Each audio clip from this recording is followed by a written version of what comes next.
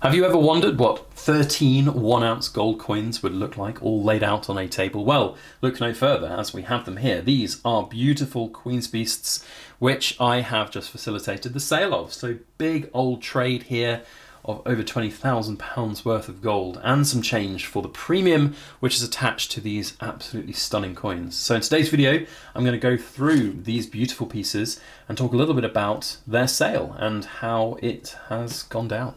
A little bit of information that might glean how you choose to stack these kind of coins and whether or not you might even want to look to sell these kind of coins in the near future. So sit back, relax and enjoy as we ramble about precious metals.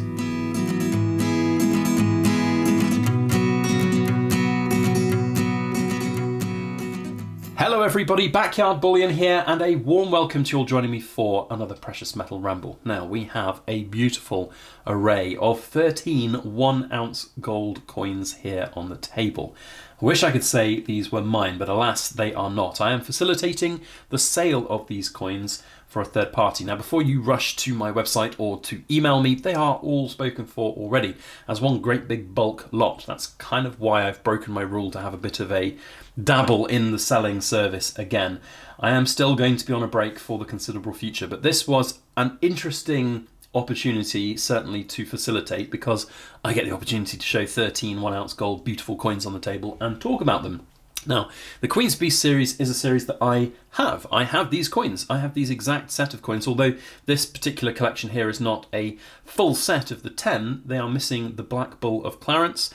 But alas, it is still a beautiful set to have and one that the buyer of these was quite happy to pay and pay a little bit of a premium for as well. Now I facilitated this trade, it was a bit of a negotiation and I think we've come out with a fair price all told. However, I don't really want to go into the full pounds, pennies and pence of that deal just to keep some element of privacy for those that are involved in the trade.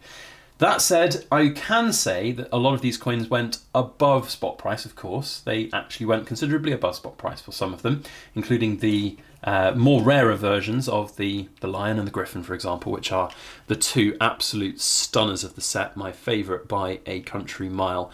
Really, really beautiful. There we can get them a bit more detail without the sunlight on them. Absolutely stunning pieces.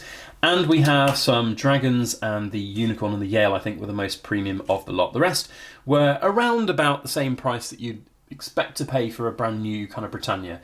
Now on the second-hand market right now, gold is a tough sale. I have experienced that firsthand as an intermediary seller where we have 1-ounce gold coins, whether they be Britannias or others, and they struggle to sell at a percentage over spot price. It takes a little bit of time. Gone are the days where you could easily have a 1-ounce gold coin for 3-4% over spot and rely on getting that money out of those coins quickly. That's just not the case anymore, unfortunately. So with big gold stuff right now, it really has to be quite special to command a premium.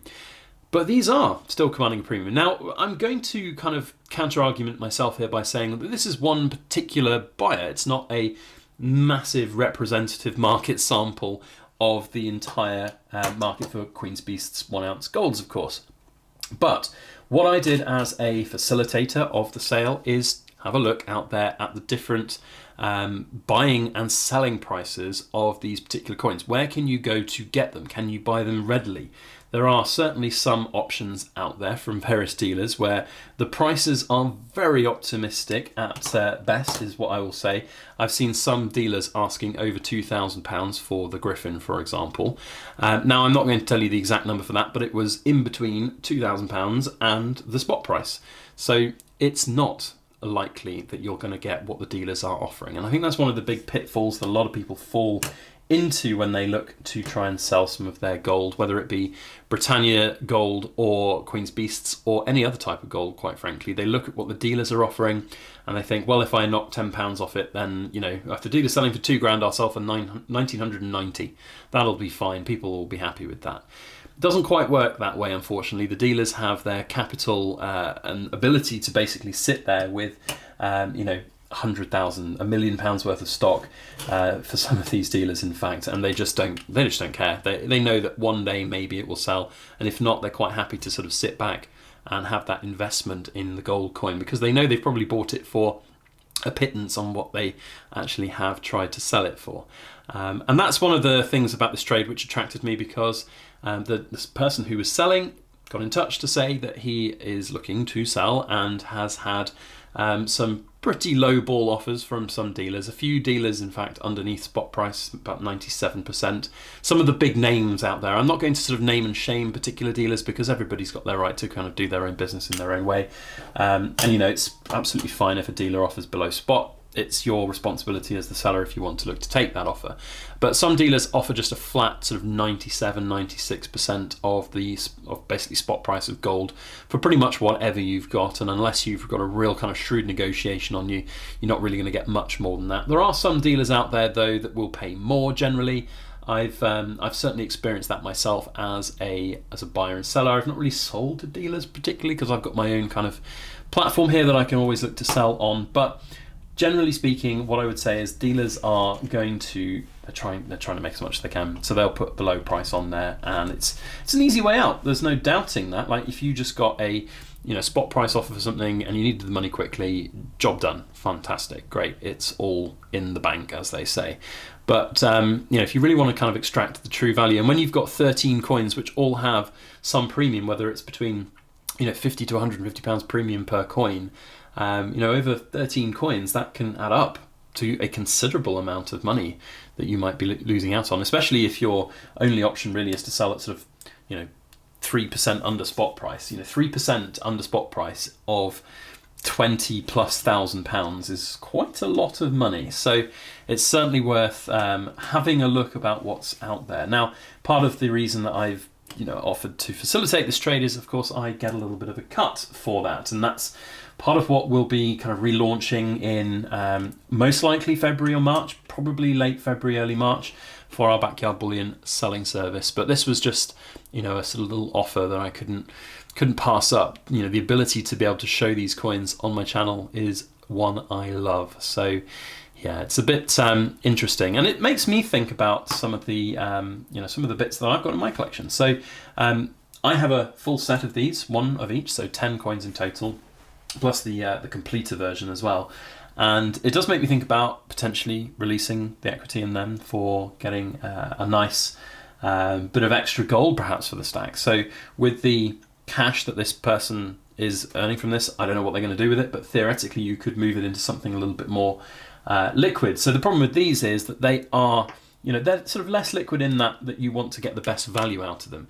Yes, you could just sell them for the quick, easy dealer prices, as I've mentioned, but realistically, you're going to be losing out on some of those premiums, especially if you paid premiums going in at the entry point of these particular coins.